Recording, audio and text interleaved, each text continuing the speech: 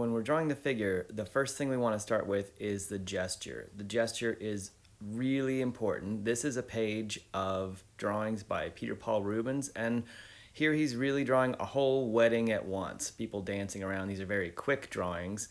I want to look at another piece of work to talk about how important the gesture is for communication. So this is a School of Athens by Raphael. It's a fresco in the Vatican.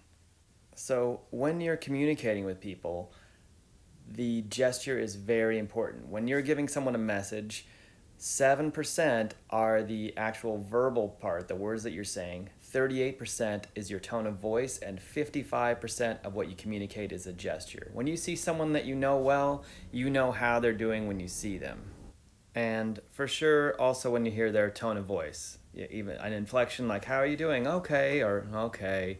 You can hear a lot of the meaning is really in the tone of voice, but primarily in the gesture. So I wanted to show you guys this because I think it's a really elegant way that Raphael is summing up the philosophies of these two philosophers with their gestures. So on the left we have Plato, and he's pointing upwards, and on the right we have Aristotle, his hand outstretched to the world. So Aristotle was Plato's greatest student, and Alexander the Great was Aristotle's greatest student.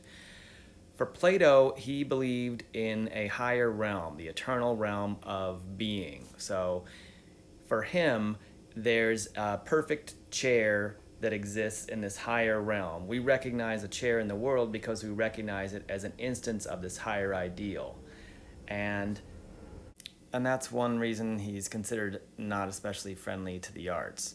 He wrote a book called The Republic, where he laid out a perfect society, and he cast out all the poets from this society, which is sort of funny because you can make a good case for Plato being one of the great poets. At any rate, so for Plato, the artist is worse off because they're making a copy of a copy, because the eternal chair that exists in this higher realm is the real chair. The chair in the real world is a copy of that, and then the artist, if they draw that, is then making a copy of a copy.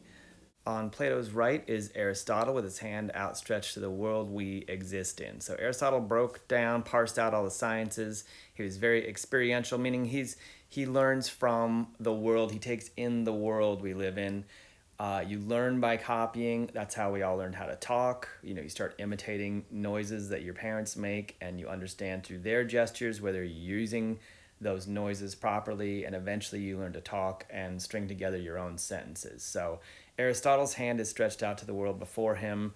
We're going to be much more Aristotelian. Copying is a great way to learn.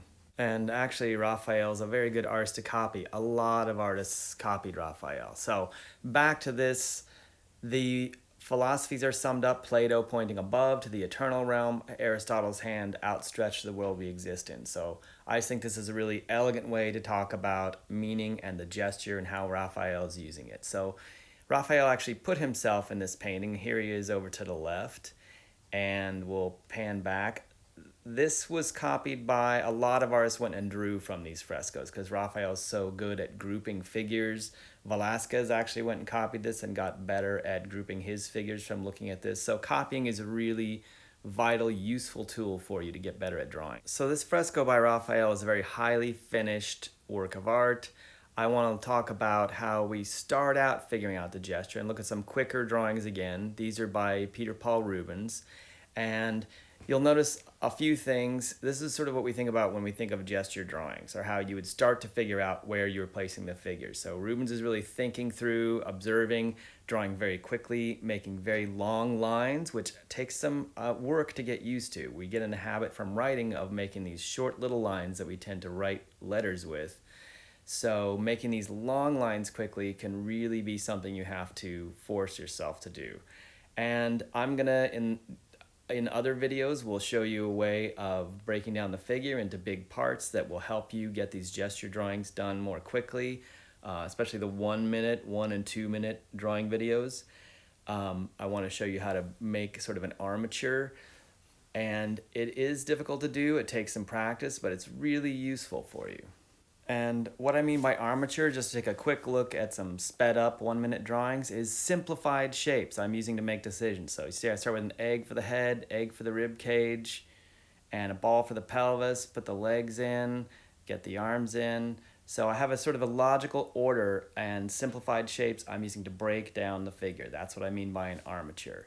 So looking back at these Rubens drawings, he's simplifying them a little bit different way, but Rubens really thoroughly understood anatomy. He's also starting lightly, you can see, and then building up things as he's a little more sure. And I'm sure he did these very quickly. So we're going to do a lot of quick drawings together. I just want to have a little talk with you about the importance of the gesture, which I'll also refer to in some of the videos as the action. Really the same thing.